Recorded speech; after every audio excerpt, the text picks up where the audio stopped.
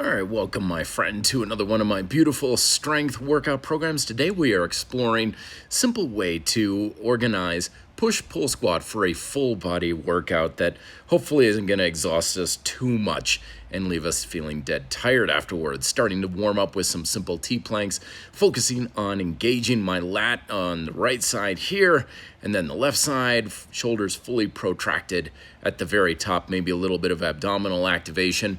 Then just warming up with some shifting back and forth squats, really good for the mobility in the hips and making sure that I have a good amount of stability too in not only the hip but the activation in the calves, the quads, the glutes, the hamstrings, and then kind of finishing up a little bit of warm-up. These are my reaching bridges. I really like these for not only just engaging the posterior chain, getting the hips involved as well, but also getting a nice little twist, keeping things mobile in the front of the hips on the right side there, and the left side stretching out the lumbar spine a little bit. It's a good little thing to do to wake up after sitting around for a while.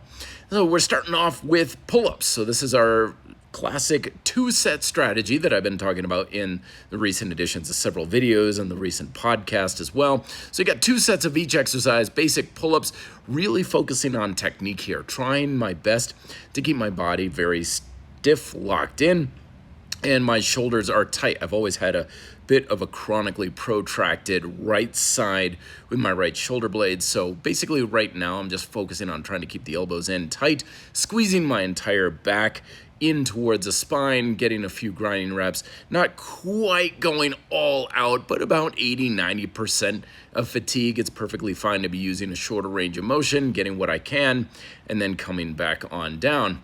And then I'm bringing down my favorite toys, of course. These are my NOSC suspension straps that I use for most everything that I'm doing. A lot of times people are like, Matt, what the heck is up with all the suspension straps? What is the deal with that? And I've always been a big fan of suspension straps, particularly dual anchor, like what you can see here, for the simple reason that suspension straps are just a portable weight machine. Anything I can do on a regular weight machine, I can do with just these straps, but they use your body as the weight. So it gives me a lot of adjustment, a lot of adaptability, a lot of flexibility in what I'm doing, even though I'm just using these for a simple push-pull squat today. But dips on these is always a fun challenge for the particular type of stimulus we're trying to create, which is basically lots of tension in the glutes, in the chest, triceps, and shoulders.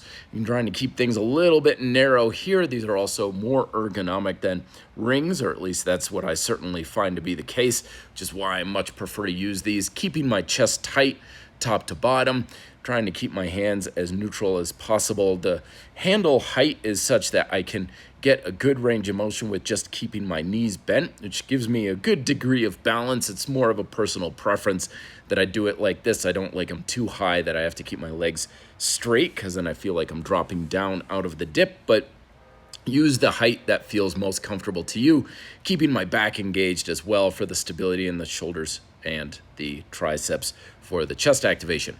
Now, for the sake of the full body demonstration here, I've got my hover lunges here on the suspension straps. This is a variation that I often give clientele. And for me, this is kind of a bit of a regression today. I usually don't use any sort of upper body support when I'm doing my hover lunges here. I like to have full body control of the squatting leg. That's basically what I'm trying to do, keeping my back foot off the floor, not letting it touch, because if you have even the slightest tap of that back foot, you're definitely going to make this exercise a lot easier. And nonetheless, I'm using this for the sake of stability and a little bit of assistance and control, because I went skiing yesterday and man, my legs are already shot and tired. I generally probably would not be working my legs today, because I like to give them a little bit more recovery. But for the sake of making this video, I know some of you have been asking for some full body, beautiful strength style exercises. And so that's what I'm putting myself through here, probably about 8 to 10 repetitions. But again, I'm not basing it on repetitions. It's not like how many reps should I do or anything like that. I'm basing it off of the objective that we're striving for, which in this case is having a good amount of tension in the muscle for building strength, but more importantly, getting to the point where we're creating a great degree of fatigue in the muscles. So whatever reps I can get is whatever reps I'm going to get. I'm not going to hold myself limited to a certain number of reps. Like if I said, okay, do 12 reps and I could keep going, well, why in the world would I stop? I'm trying to burn out the muscle, so I don't want to limit myself to 12. But at the same time, I don't want to give myself a rep target that I'm going to have to really use sloppy form in order to hit. So if my legs, being really nice and tired, are really kind of petered out and high fatigued at 8, 9, or even 10 repetitions, well, then why would I force it to keep going with a super sloppy repetition in the sake of like, well, I got to get the reps? It's like, no, it's not effective because of the reps. It's effective because of the objective you get. And then resting as needed. I did this in a little bit of a circuit format. Of course, leg training can be very metabolically demanding because there are big muscles involved with that. And a lot of times when we use big full body workouts, a lot of the fatigue comes from the leg training portion of it. So if you're using full body workouts and you're finding that it's like, man, it's just really kicking my butt, then break it up into more of like an upper lower body split, which I'll making more some sample videos or example videos of how I would do that as well in a future video. So make sure you subscribe to notifications and all that sort of thing if you want to check those out. Also, you can see I'm using this box here for the sake of my pull-ups. Now, I could certainly jump up, grab onto this pull-up bar, but if and when possible, I much prefer to have the handles within reach. And that allows me to grab onto the handles and set the tension in my back, my shoulders, my biceps. You'll get more out of the repetitions and out of the exercise if you can proactively set the tension in the exercise before applying resistance. So if I just jump up on the bar, then the resistance is automatically on, and then I have to figure out any sort of quick type of adjustments in my tension control on the fly. So that gives me a little bit more. Of course, my repetition's pretty low here, keeping in mind that if you do a really high degree of fatigue in your first set, you're just not gonna have a whole lot of energy for your second set, as the case should be. So I don't wanna be like 10 pull-ups, 10 pull-ups, 10 pull-ups, 10 pull-ups. That just means I'm not really pushing myself very hard if that's the case. Instead, I want the second set here to be much harder than the first set. I want to feel like, oh boy, this is really tough.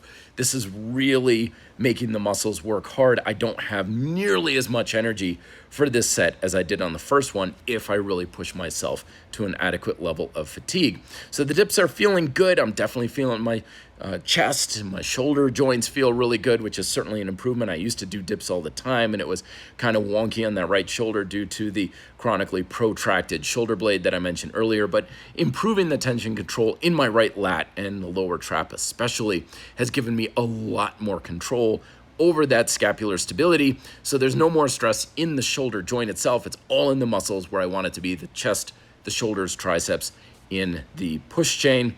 And then we will have also the final set here for the hover lunges. Now, these were quite sloppy due to the fatigue of the skiing that I did before. Again, when I ski, I don't take it easy on my legs. I ski as if I'm pissed off at my legs.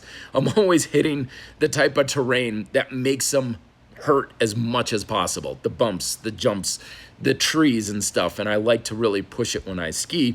Basically, kind of the same high intensity approach that I do in my strength training. Like, I don't want to be able to ski all day. I want to have my legs really burned out after just 4 or 5 hours. So getting these here, these are definitely, you can see, getting quite sloppy. You're going to notice I'm going to kind of touch down on that back foot just a little bit. When you're doing unilateral exercises like this, it's definitely the idea that you want to get relatively the same amount of volume on one side as the other. You don't want to have like 6 reps on one leg and then 10 on the other. So started with the left leg, which right now is the weaker leg. Generally, when you've got a fairly good balanced approach with your training, it's not so much that both legs have the same amount of strength. It's much more a case of what is the stronger leg. We'll just swap back and forth between the two. So currently, the left leg is the weaker leg for this exercise.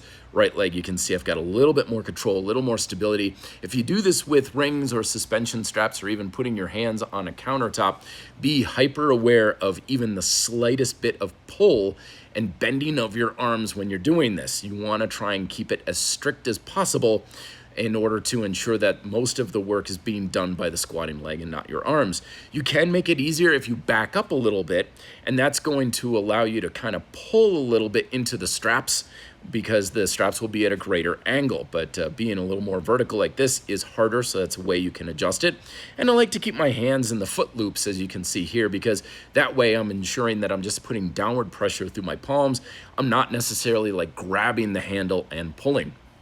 And just after that, I've pretty much got everything taken care of, but I'm gonna give myself a little bit of a finisher here with a single set of some sissy squats. I love these suspension sissy squats. Taking a moment here to just get adjusted. My right foot, which is usually a little problematic for this, is talking to me just a little bit, but nonetheless, it's a good way to ensure my quads are nice and fully cooked. Again, the arms fully straightened out. If you want to add resistance to this, you simply walk forward, which means you lean back further, placing more weight on the balls of your feet, which places more resistance on your quads. And then if you back up, it makes it easier because you're going in the opposite direction. So going to a high degree of fatigue, keeping the glutes, keeping the calves, keeping the hamstrings engaged. Don't feel it at all in the knees because I've got that proper tension control. And then I'm going into my tricep press.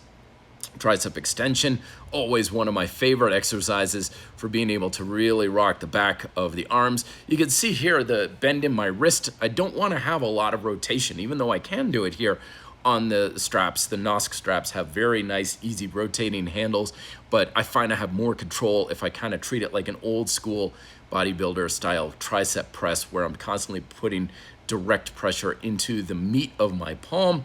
Gives me a little bit more control and stability. Again, I'm keeping my glutes tight, my abs tight, my back tight, especially back tight. If you're ever doing this exercise and you feel it in your elbows, it means you don't have enough stability in your back. So you need the rear deltoids on and your lats engaged. Not necessarily as hard as possible, but definitely enough to take the stress out of your elbows and into your back. And obviously I didn't frame this one up as well as possible, but finishing with just a simple set of curls, just keeping my back tight, keeping the glutes engaged, and got a good steep angle here. Probably should have the straps a little bit shorter. Yeah, I brought myself down a little bit more, just burning out whatever's left in the biceps. Again, trying to burn out the muscles without too many reps. I don't want it to be too light and easy, but honestly, I'm not even really counting for what I have for this because I'm going for that muscular fatigue, the objective for stimulating hypertrophy, and that's what I'm working for. So thank you very much. Check it out, the workout. I got many more coming. Make sure you're subscribed. So be fit and live free.